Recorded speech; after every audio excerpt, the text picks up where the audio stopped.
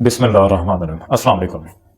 जी, Israel ने पैगाम दिया है मीडिया के थ्रू फ़लस्तीन को कि उसके जो 11 लाख लोग हैं गज़ा में, वो जनूबी गज़ा की तरफ मूव कर जाएं, चूँकि हम यहाँ पे अटैक करने वाले हैं। हमने जो गज़ा में हमास के लोग छुपे बैठे हैं और अपने जो बंदगी हैं उनको छुड़ाना है, और जो हमास के लोग हैं इनको मारना है या इनके ख़िलाफ़ हमने कार्रवाई करनी है।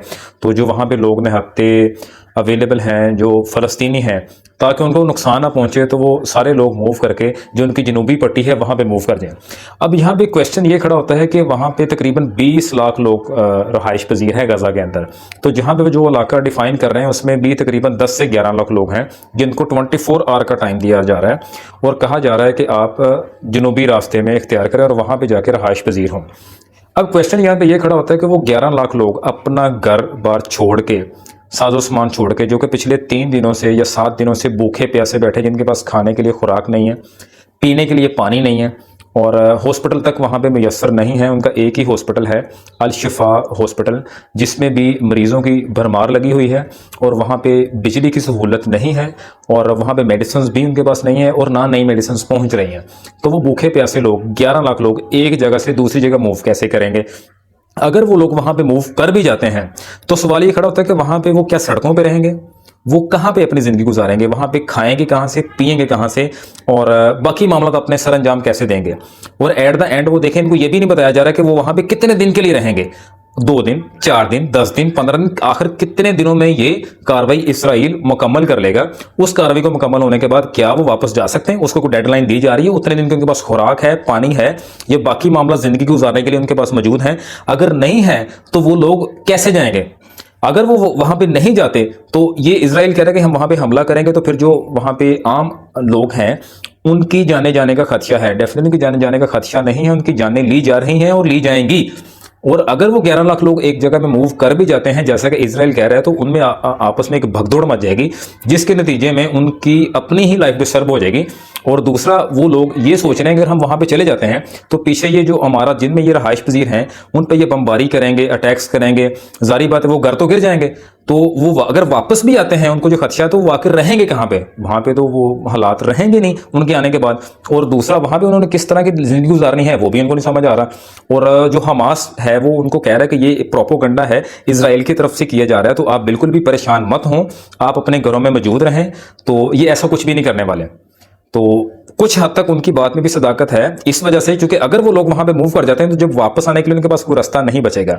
और पीछे से जो मिस्र है वो भी उसकी जो लोग हैं फ़लस्तीन का, उनको यही मशवरा दे रहा है कि आप अपनी सरजमीन के ऊपर ही रहें, यहाँ पे रहें, दूसरे कंट्री में मूव ना करें। मकसद उसका ये कहने का ये कि हमारे मुल्क की तरफ आप रुजू करने की कोशिश मत करें, आप यहीं पे ज़िंदगी गुजारें। अब वो वहाँ पे कैसे ज़िंदगी गुजार रहे हैं? ना तो वहाँ पे बिजली है, जैसे कि बताया गया था कि उन्होंने 4 दिन पहले या 5 दिन पहले बिजली की सप्लाई कट डाउन कर दी हुई है, क्योंकि बिजली इसराइल ही प्रोवाइड कर रहा था गज़ा को। सेकेंड नंबर पे जो उनको पानी है वो भी मुयस्सर नहीं है। उनकी 5 में से 3 जो उनके वो टैंकियां हैं, ये जहाँ पे वो पानी प्रोड्यूस करते हैं, वो बमबारी की वजह से तबाह हो चुकी हैं। तो अब उनके पास पानी की फराहमी भी ना होने के बराबर और हर जगह पे नहीं है। और दूसरा, वो जो इन्होंने ये 24 आवर वाला अल्टीमेटम दिया है, ये आप देखें, जब बिजली नहीं है और नशरियात नहीं हो रही, न्यूज़ नहीं चल रहा, मीडिया नहीं चल रहा, तो वो जो गज़ा के अंदर वाले इलाके हैं, ये सारी खबर उन लोगों तक कैसे पहुंचेगी? टेलीफोन की सहूलत में जैसा नहीं है, टेलीफोन बंद कर दिया गया, काट दिया गया, कोई कनेक्शन नहीं है, कोई किसी से राब्ते में नहीं है। तो जो लोग अंदर बैठे हैं या ज़्यादा दूर वाले इलाकों में बैठे हैं, उन तक तो इंफॉर्मेशन पहुंच नहीं पाएगी। नंबर 2, इजराइल का कहना यह है कि जब भी हम किसी इलाके पे, किसी बिल्डिंग पे, किसी घर पे बमबारी करते हैं तो हम उनको अल्टीमेटम देते हैं, हम टाइम देते हैं। तो वो टाइम क्या है? वो ये टाइम फ्रेम की वो हर बात अपनी सही कर रहा है और वो ऐसे ही कर रहा है। लेकिन वो कहते हैं ना, हाथी के दांत दिखाने की और खाने की ओर। वो कह रहा है वो एक बिल्डिंग में जो 10 मंजिला है, उसको कहा जा रहा है कि 3 मिनट के अंदर बिल्डिंग खाली कर दें, अदरवाइज हम इसके ऊपर बमबारी कर देंगे। अब 3 मिनट के अंदर मुझे बताएं, 10 मंजिला इमारत से कोई जितने भी लोग हैं, क्या वो सारे नीचे आके बाहर निकल जाएंगे? क्या उनमें आपस में भगदड़ी मच जाएगी? मैं अगर आपको कहूँ कि आपका घर 2.5 मरला है और वो 2 मंजिला है, तो आप ऊपर वाली छत पे आपने अपनी बीवी बच्चों को, अगर 2.5 मरले का है और आप तीसरी मंजिल पे बैठे हैं और मैं आपको कहूँ कि आपने फौरन से ये घर खाली कर देना है, तो क्या आप ये तसव्वुर करके देखें کہ آپ اپنی بیوی بچوں اور کوئی سامان لینا ہے یا نہیں لینا، تو ان سب کو لے کے کیا 2.5 مرلے کے مقام سے بھی آپ اپنے گھر میں جہاں پہ رہائش پذیر ہیں آپ باہر نکل کے گلی میں پہنچ پائیں گے 3 منٹ کے اندر اندر؟ اور یہاں پہ بڑی بڑی بلڈنگز کو، بڑے بڑے گھروں کو، جو 20 منزلہ عمارات ہیں، وہاں پہ 3 منٹ یا 5 منٹ کا الٹیمیٹم دیا جا رہا ہے کہ اتنے منٹ کے اندر خالی کر دیں۔ اچھا، اپنی طرف سے وہ کاروائی کر کے بالکل سچ ثابت کر لیا اس نے، جی میں نے الٹیمیٹم دیا ہے، اس ٹائم کے اندر، ڈیو ٹائم کے اندر لوگ گھروں سے نہیں نکل پائے۔ اس میں مائٹ بھی پاسبل کوئی بندہ گھر پہ سویا ہے، کوئی باتھ روم میں ہے، کوئی نماز پڑھ رہا ہے، کوئی بھی کام کر رہا ہے، اور پھر اتنے سارے لوگ ایک ہی بلڈنگ میں سے جب وہ باہر نکلیں گے تو کیسی بھگدڑ مچے گی۔ دوسرا، اسرائیل نے فاسفورس پھینکنا شروع کیا ہے عام عوام کے اوپر۔ فاسفورس کے بارے میں تھوڑا سا میں بتاتا چلوں، فاسفورس کیا چیز ہے۔ فاسفورس ایسی چیز ہے جیسے اس آکسیجن کے ساتھ ملتی تو اس کے اندر آگ لگ جاتی ہے۔ کسی بھی چیز کو جلانے کے لیے فاسفورس استعمال ہوتا ہے، اور یہ WHO کی طرف سے ٹوٹلی بینڈ ہے۔ انسانوں کے اوپر یہ شیلنگ جیسے کرتے ہیں اس طریقے کی کارروائیاں یہ ہیومن کے اوپر نہیں ہونی چاہیے، لیکن یہ کھلے عام اسرائیل جو غزہ کے لوگ ہیں ان کے اوپر یہ فاسفورس کا استعمال کر رہا ہے ایروپلین کو یوز کرتے ہوئے۔ تو انہوں نے پھینکا بھی، جس کی وجہ سے بہت سارے لوگ وہاں پہ جل رہے ہیں، وہ لوگ مر رہے ہیں۔ اور فاسفورس ایسی چیز ہے کہ آپ کی وہ جو ماس ہے اس کو، ہڈیوں کو جلانے میں بڑا اہم کردار ادا کرتی ہے۔ تو جہاں پہ اگر آپ کی باڈی میں فاسفورس آ جائے گا تو وہاں پہ آپ کے جو زخم ہیں وہ بہت دیر تک وہ ٹھیک نہیں ہو پائیں گے۔ تو وہ اوپن فارم پہ یہ کر کے ان پولیسیوں کو وہ خاطر خواہ میں نہ لاتے ہوئے وہ یہ کام سر انجام دے رہا ہے، اور اس کو کوئی بھی پوچھنے والا نہیں ہے۔